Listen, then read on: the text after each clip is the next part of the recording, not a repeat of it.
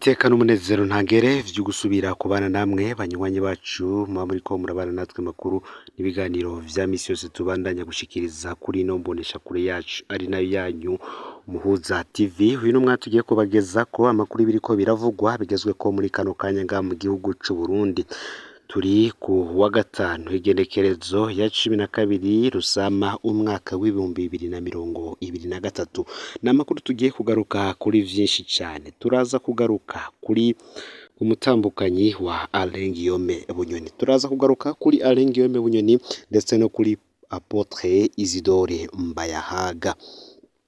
Muri aka gatondo niyo nkuru iciye ku masonga ku mbuga ngurukana bumenyi. Bimwe mu bimenyesha amakuru vyandika nga mu gihugu c'u Burundi navyo vyatanguye kwandika kuri iyo nkuru.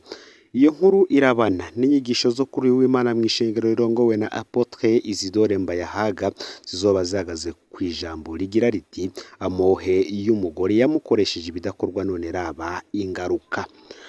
Bamwe nabandi bati umuntu aravye inyigisho zimaze iminsi zitangwa n'uyu Apotre Mbayahaga ngo biraboneka neza ko abari karavuga Guillaume Bunyoni yahoze ari umushikiranganje wa mbere ngivyo ariko aracamwo mw'iki gihe. Ibi turaza kubigarukako. Benshi ikibanza c'umupfasoni w'umutegetsi akomeye mbere nk'umushikiranganje wa mbere igihugu n'amakungu baba bamwubaha, ariko ngo ntabubasha amategeko amuha mu bijanye n'amabanga umugabo wiwe bariko ararangura. Amenya vyinshi cyane mu mabanga y'igihugu harimwo kandi ngo abamwikundwa akaza ko kugira abavugire ku mugabo. Ibi birabana n'amabanga. Guillaume Bunyoni ni umuntu wajejwe amabanga agiye atandukanye cyane kandi akomeye cyane mu gihugu kuva mu mwaka w'ibihumbi 2005 CNDD FDD ifashe ubutegetsi. Ngo umukenyezi wiwe rero umukenyezi w'uyo mutegetsi yamana impuhwe z'ibishobora gushikira umugabo wiwe ngo naherye bishobora no guhitana umuryango wiwe wose. Hariho rero ngo abakenyezi babiryohererwamwo cyane bagakunda ivyubahiro no gusayangana bagakwegera abagabo babo mu konona amatungo y'igihugu. Ngo hari ababa bipfuza n'inguvu nyinshi bakinjirira umugabo mu mabanga bakamucunga bakoresheje inshuti zabo mu butegetsi. Inyuma rero ngo bene abo bakwega amashari y'abakorana n'umugabo wabo bakaruhira kumukwegera. Ngo hari n'abandi bakenyezi bakunda amahera cyane ku buryo bakoresha ico kibanza umugabo wiwe aba afise mu buryo bwo kwigarurira ubutunzi bw'igihugu, mu nyuma bagakoresha abagabo babo amabi menshi cyane. Muri ano makuru hari akarorero tuza kubahereza k'ivyabaye mu gihugu ca Tunisia bisa neza n'ivya Guillaume Bunyoni. Hari kwigenekerezo y'indwi Munyonyo umwaka w'1987 aho umushikiranganje wa mbere wa Tunisia General Zine El Abdine Ben Ali yaratembagaje ubutegetsi bwa president wa mbere wa Tunisia Habib Bagba.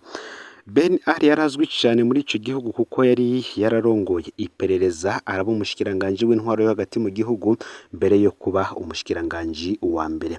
Aho mu myaka ya za 80 ni naho yamenyana n'umukenyezi yitwa Areyira. Uyu Areyira mu nyuma yaje no kuba umutambukanyi wiwe yitwa Areyira Ben Ali.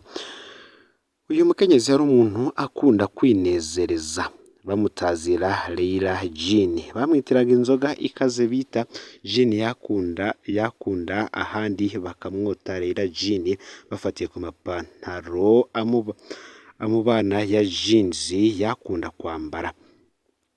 Aho amenyane na General Ben Ali yahavuye yahukana mu rugo rwiwe rwa mbere. Gusa tubibuke ko nta nkuru yigeze ishirwa habona ivuga ko umukuru wa General Guillaume Bunyoni yoba yarahukanye. Gusa ico turi gushaka kubereka muri ano makuru n'isano iri hagati y'ibi vyompi yoba ibiko biba kuri Guillaume Bunyoni ndetse n'uyu yari umushikiranganje wa mbere w'igihugu ca Tunisia mu nyuma agatembagaza ubutegetsi. Jenerali Ben Ali yafashe ubutegetsi yubakanye n'umugore we wa mbere, ariko nawe yahavuye yahukana mu mwaka w'1988. Mu mwaka w'1992 Perezida Ben Ali niho yubakana icesi na Leila Trabelsi, ari nawe yaje kuvamwo Leila Ben Ali. Icesi ubukwe bwarakozwe, bari basanzwe kandi bafitaniye umwana. Amaze kuba umukenyezi w'uyo umutegetsi, Leila Ben Ali yagiye arigarurira buke buke ubutunzi bw'igihugu. Nyuma y'imyaka 18 ari première dame, Leila Ben yari afise mu minwe yiwe hafi ibintu vyose vyinjiza amafaranga menshi mu gihugu, ngo vyari bigoye kubona igisata c'ubutunzi bwa Tunisia atarafisemwo inguvu. Leila yashize umuryango wiwe mu bisata vyose vy'ubutunzi no muri politike y'igihugu, ngo yari umukenyezi w'igihugu aguma aronka ubushimwe bwinshi cyane, yafatwa nk'umugiraneza adasanzwe kubera yari arongoye amashirahamwe menshi yitwa ko afasha imfuvyi n'abakene.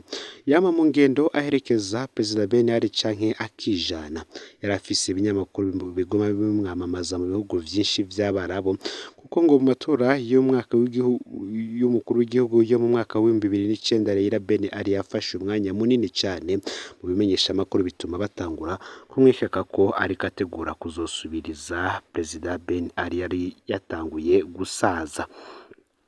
Mu mwaka wa 2010 Leila Ben Ali yaharurwa mu Barabu 50 ba mbere bakomeye mw'isi. Intwaro ya Ben Ali yahavuye itembagazwa n'imyerekano y'abanyagihugu muri Nzero umwaka wa 2011. Perezida Ben Ali n'umuryango we bahungiye mu gihugu ca Arabia Saudite, kugeza ubu hariho n'umutahe mpuzamakungu urondera Leila Ben Ali kubera ubunyonyezi n'amabi vyamuranze. Mu vyakorewe Ben Ali harimo ishavu Leila yateye igihugu ciwe mu kwigarurira ubutunzi bw'igihugu. Ino nkuru irafitaniye isano yenda gusa n'ibiko bishikira kuri Guillaume Bunyoni. Rero benshi bafatiye kubyo Apotre Mbayahaga amaze iminsi yigisha mu ishengero ryiwe, bagafatira kandi no kwijambo azoba ahagaze ko kuri uyu w'Imana uzakazoba ari kugerekerezo ya 14 Rusama uyu mwaka wa 2023. Benshi bavuga ko izi nyigisho Apotre Mbayahaga yakoze ziriko zigaruka kuri uyu yahoze ari umushikiranganje wa mbere Guillaume Bunyoni mu bihe bikomeye arimwo aracamwo. N'ijambo rizoba rigira riti amohe y'umugore yamukoresheje ibidakorwa none raba ingaruka. Turacarindiriye kuraba benshi uko babivuga, gusa Apotre Mbayahaga n'umuntu akunda kwigisha ijambo ry'Imana agendeye ku bihe igihugu ndetse n'isi ibirimwo, kandi ivyo ngivyo akaba ari vyo benshi bifuza kubigisha mu mashengero yabo agiye atandukanye. Guillaume Bunyoni yaravuzwe mu mabi menshi cyane, benshi bati umugore mwiza umuronswa n'Imana. Ngiyo ufise umugore mwiza harakugira inama mugahuza koko mugakora ibintu bikwiye, ariko nanone ngiyo ufise umugore mubi arakosha ku buryo mu nyuma biza bikagukwegera. Guillaume Bunyoni yaravuzwe mu bunyonyezi bw'amatungo y'igihugu ku rugero ntangere. Yaravuzwe ko ari we yari yarihagiye isoko ryo kuzana igitoro mu gihugu cy'u Burundi, ndetse bikaba byaranavuzwe ko byari bimwe mu ntwaro yari gukoresha kugira atembagaza ubutegetsi bwa Perezida Ndayishimiye, kuko ico gihe hariko hibonekeza ibura ry'igitoro mu gihugu cyose. Benshi bagatangura kwibasira Perezida Ndayishimiye bavuga ko igitoro cabuze mu gihugu. Guillaume Bunyoni ngo niwe yari afise urudandazwa rw'ubutare mu minwe mu gihugu cy'u Burundi. Guillaume Bunyoni yari afise amamodoka ari menshi yamwunguruza. Guillaume Bunyoni yarakoze vyinshi mu guhungabanya agateka kazina muntu. Yaravuzwe mu mabi menshi arimwo kuboreza igufa, kunyuruza, cyane cyane ivyo yakoreye abiyamirije ikiringo ca Perezida Nkurunziza. Bamwe bati umugore wiwe nawe ari mu bamugira inama yo gukora ivyo. Turacarindi rero kuraba ibizova mw'idosiye ya Guillaume Bunyoni. Rero natwe iri jambo rya Apotre Mbayahaga tuzorikurikira neza cyane.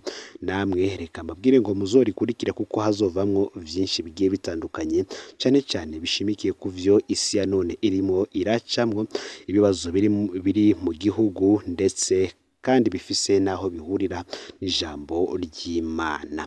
Ngayo rero amakuru yariko avugwa agezwe ko muri kano kanya ndagukengurukiye aho woba uri hose wetubanye murano makuru fyonda sabone canke subscribe kuri wowe utari wafite ko kugira ngo utoja ucikanwa n'amakuru n'ibiganiro tubandanya gushikiriza kuri no mbonesha kure. Sangiza no makuru bagenzawe aho babaherereye hose kugira ngo batoja bacikanwa n'abiko biravugwa bigezwe ko nga mu gihugu c'u Burundi, hanze imbezi y'igihugu c'u Burundi ndetse no makungu ya kure.